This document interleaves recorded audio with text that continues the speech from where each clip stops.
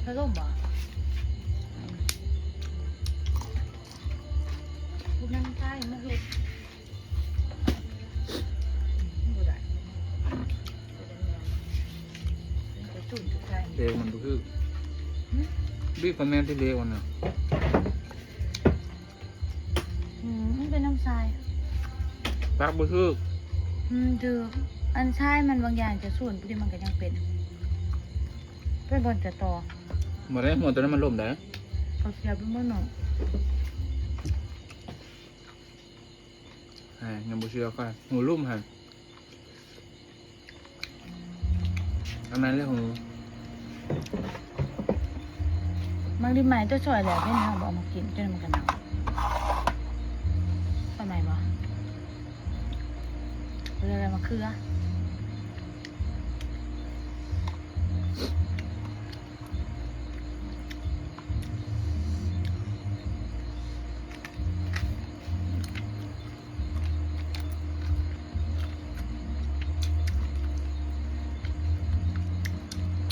เนี่ยบริกินก็เคยกินกับจับเคยกินอยู่เกลือสักเกลือละเนี่ย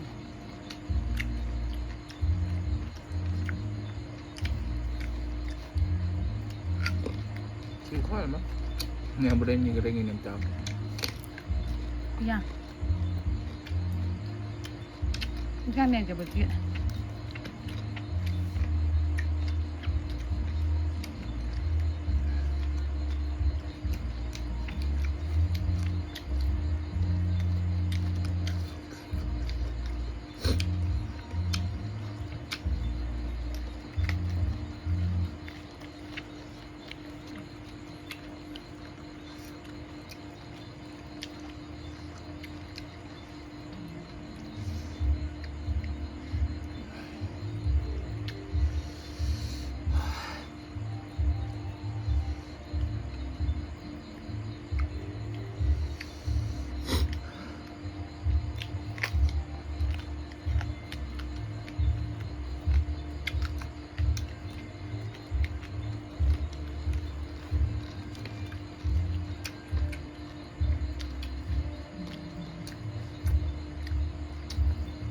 แล้วเมียเราหมั่นวะ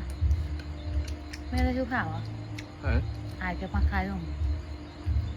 ชื่อว่าจะไหน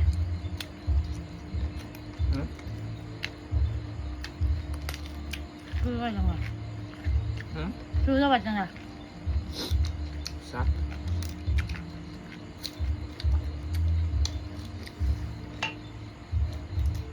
ลูกสองคนหรอบอ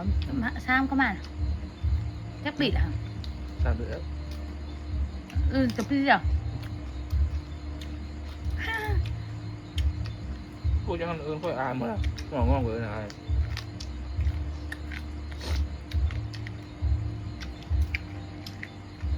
ขึ้นมาไปแล้วขาสั้นนะคะกูว่าเขาจุกหนา คือค่อยท่าลง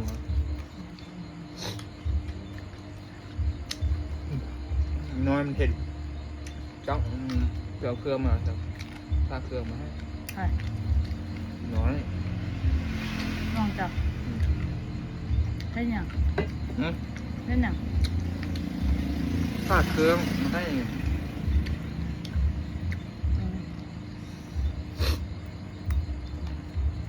เป็นห่อเราหมดจ้ะ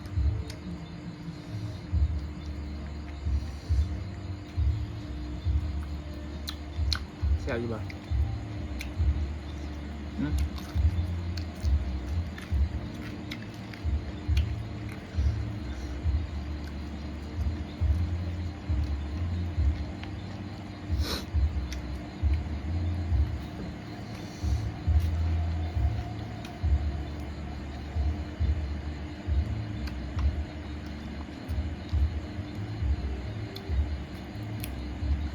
กินแจ่วมะเขือเนาะอยากแจ่วมะเขือเขาก็บ่เคยกินเยอะคนแม่เขาบ่เคยเห็นให้กินเคยเห็ดอยู่แต่ว่าละใส่สีลายๆใส่ป่าลายๆนะ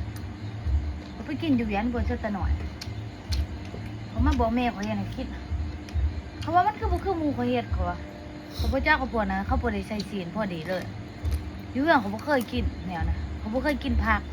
คำที่ใช่น้อยเดียวมันพอนัว เอาแม่ ต้องไปใช้หลาย ชินบ่ อืม แม่เขาใส่ลายมะเขือน่ะหน่วยเดียว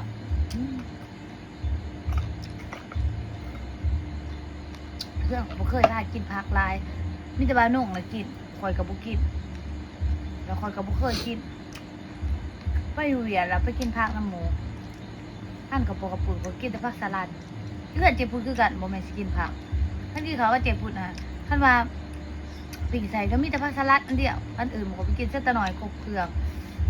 เจียวมะเขือกับเจ็บพูดก็ยังบ่เคยกินเพื่อนเจ็บพูดก็บ่กินแบบบ่เคยกินผักหั้นนะส่วนหลายบ่เคยกินแต่ศีลหั้นนะกินเขาวตอนน่ะไปเรียกซุปผักแล้วเฮ็ดอีสังหรอกบ่มีศีลเลยจักอย่างเขากินบ่ได้เพราะว่าเขาเช่นว่าต้มไข่น้ำมันเขายังบ่อิ่มมันบ่มีศีลบ่มีหยังเลยเขาบ่เคยกินเนี่ยนะ บ้านนอก เขาบ่แม่น บ้านนอกเข้าในเมือง เพื่อนเขาบ่เคยพากินเขาวกับผักซุปผักเขาก็บ่เคยกินเขาบ่ได้กินอยู่อ่ะหมู่ข่อยไผอ้ายเขาคือกันบ่ได้กินอยู่บ่อนเฮ็ดบ่อนไปเหี้ยซุปผักเคยเรื่องเขาบ่เคยพากินเกียงสู้กับซุปแป้งพ่อใหญ่ประเทศกับซุปใบหมกม่วงขนาดซุปผักแบบเขาเฮ็ดบ่เคยกินจังเทื่อตำเจียวมะเขือคือเขาเฮ็ดบ่เคยกินจักเทื่อมีแต่ใส่สีอำเกลือใส่หน่วยหนึงบ่แม่เฮ็ดให้มื้อเที่ยงก็เอ้ยใจเอ้ยนาเพราะว่าเมียนมะเขือแม่เขาเฮ็ดให้เขาว่าป่นป้าอันนี้ป่นป้าจังได๋แม่เขาว่านี่มะเขือป่นป้ามันก็บ่มีมะเขือเที่ยงกันยังไงข้อยก็จะโทรหาแม่ข้อยโทรหาตลอดเพิ่นอยู่นำกันเขาว่าเรียนนี่หมู่เขาว่าบ่แม่นเด้นี่เขาว่าจะเฮ็ดอีสังให้ข้อยแม่ก็มาเฮ็ดกินผักให้เด้ตอนนั้นถ้าเฮ็ดของกินสุกอีสังผักให้อยากถึงช่องก็เฮ็ดผักให้ต้องหามือเดียวกับหอดเดียวไปต้องหาหอดเจ้าแหละอะไรถูกขึ้นเที่ยงหน่อยแล้วเฮ็ดผักให้เที่ยงไงวะพ่อแม่ฉลองนะบ่แม่งจะไปใส่มันมีมะเขือตัวบ่แม่งเขาว่าเขาเห็ดบ่แม่นเนี่ยเขาว่าเขากินน้ำข้าวกับแม่เขาว่าเขาดีละไม่ได้มะเขือก็มีแต่บอกขี้อึดที่เขาเห็ดกินฉลองหายเรื่องต้นหรือบ่เคยพากินแน่อึดหิวมันน่ะ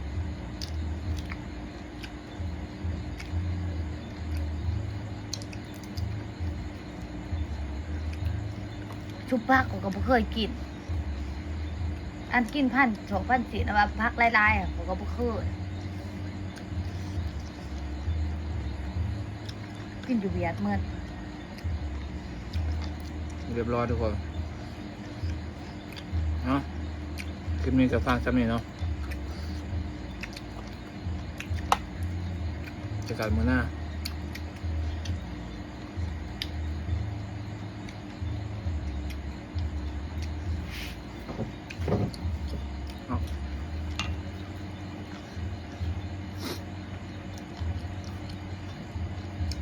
เอาฝากกดไลค์กด Subscribe กดกระดิ่งกดติดตามเด้อทุกคนเพื่อเป็นกำลังใจเนาะให้เราเฮ็ดคลิปต่อไปสบายดี